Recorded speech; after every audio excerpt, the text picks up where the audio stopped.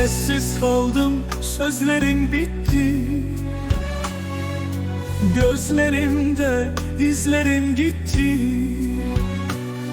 Sonbahar gibi döküldüm yere.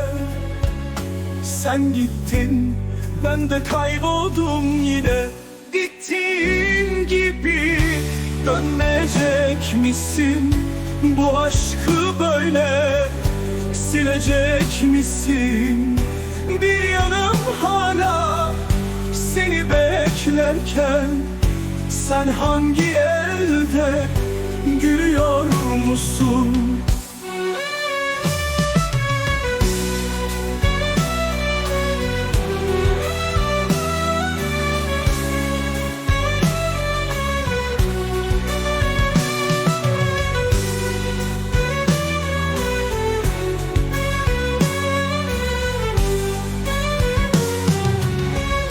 Zaman geçer ama izler kalır.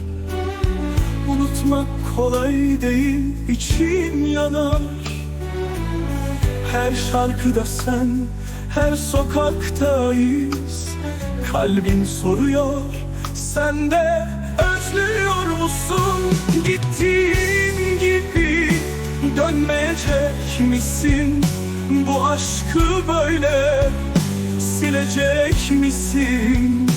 Bir yanım hala seni beklerken, sen hangi elde gülüyor musun?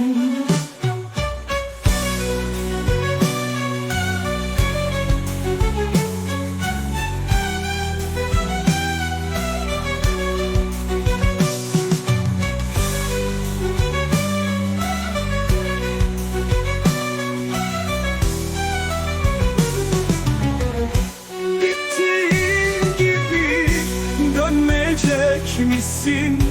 Bu aşkı böyle silecek misin? Bir yanım hala seni beklerken, sen hangi elde gülüyor musun?